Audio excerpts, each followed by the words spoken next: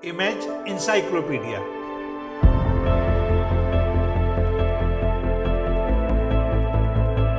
जानकारियों और जिज्ञासाओं की अद्भुत दुनिया।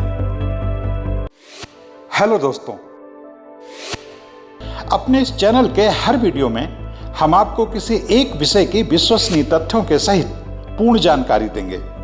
ऐसी जानकारी जिसकी तलाश में स्कूल कॉलेज के छात्रों से लेकर सभी तरह के प्रतियोगी छात्र रहते हैं। हमारी ये वीडियो उन लोगों के लिए भी बहुत उपयोगी साबित होंगे जो जनरल नॉलेज में रुचि रखते हैं और कौन बनेगा करोड़पति जैसे कार्यक्रमों में हिस्सा लेकर सफल होना चाहते हैं। तो दोस्तों, आइए आज का वीडियो शुरू करते हैं। लेकिन उससे पहले आपसे एक अनुरोध कि अगर अब तक आपने हमारे इस चैनल को सब्सक्राइब नहीं किया है तो कृपया कर लें और हाँ, बेल आइकन का बटन दबाना ना भूलें, जिससे हर नया वीडियो सबसे पहले आपको मिले। इंसान को कब पता चला कि अंगुलियों के निशान कभी नहीं मिटते?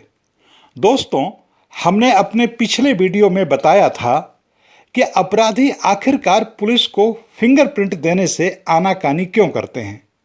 इस वीडियो में हम आपको बताएंगे कि इंसान को कब पता चला कि अंगुलियों के निशान कभी नहीं मिटते। माना जाता है कि अंगुलियों की छाप यानी फिंगरप्रिंट विज्ञान भारतीय सामुद्रिक भविष्य गणना में हजारों साल पहले से मौजूद है।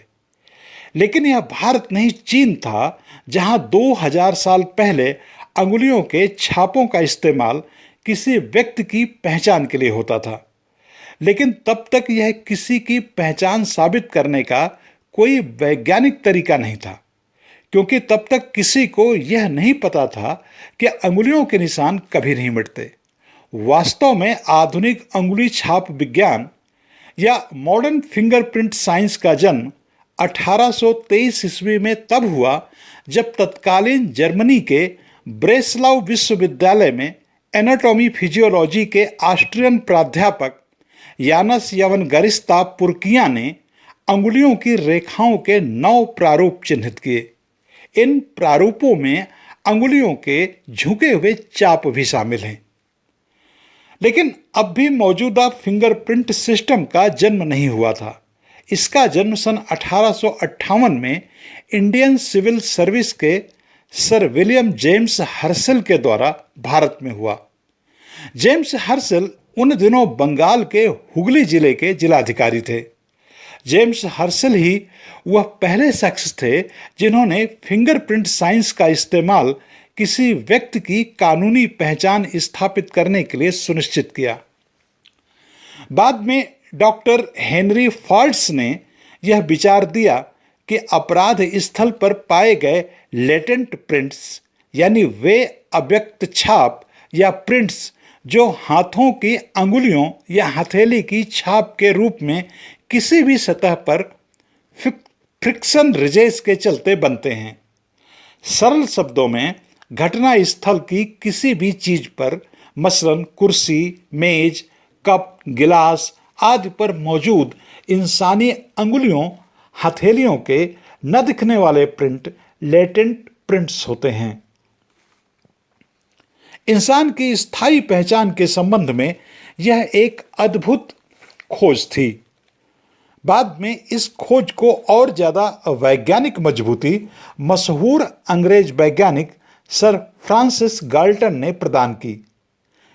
इसके बाद सर एडवर्ड रिचर्ड हेनरी, जो कि निचले बंगाल के पुलिस महानिरीक्षक हुआ करते थे, उन्होंने 2 भारतीय अधिकारियों खान बहादुर अजीजुल हक तथा राय बहादुर हेमचंद्र बोस की मदद से अंगुली चिन्ह यानी फिंगरप्रिंट के वर्गीकरण की एक व्यवस्थित प्रणाली के जरिए की। इसके स्थापित होने के बाद पहचान के लिए तब तक इस्तेमाल होने वाले एंथ्रोपोमेटिक प्रणाली यानी शारीरिक संरचना के आकलन के लिए मांसपेशियों, हड्डी, वसा और ऊतक की मात्रात्मक माप की श्रृंखला को अमान्य कर दिया गया। दुनिया में पहला फिंगरप्रिंट ब्यूरो सन 1897 में मौजूदा कोलकाता की इसी राइटर्स बिल्डिंग में स्थापित हुआ, जिसमें आज बंगाल सरकार का सचिवालय है।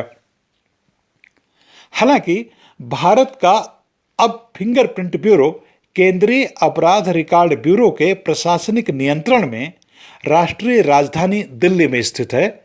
इसका मुख्य काम राष्ट्रीय एवं अंतर्राष्ट्रीय अपराधियों की उंगलियों के निशान संबंधी डेटाबेस का रखरखाव करना है। इस डेटाबेस में खास तौर पर नारकोटिक्स कंट्रोल ब्यूरो, इंटरपोल तथा देश के विभिन्न राज्यों की पुलिस से प्राप्त फिंगरप्रिंट डेटा को संभाल कर रखा जाता है। साल 2008 में जब तक इस डाटा का डिजिटलीकरण नहीं हुआ था, तब तक यहाँ 8,25,926 अपराधियों तथा कैदियों के फिंगरप्रिंट मौजूद थे।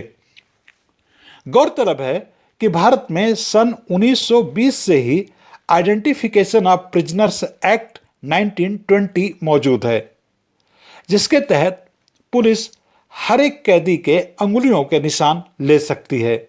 भारत में इसी डेटाबेस की बदौलत आज crime and criminal tracking network and system यानी CCTNS के तहत सिर्फ 89 सेकंड में देश के किसी भी कोने में मौजूद अपराधी का पता लगा लिया जाता है।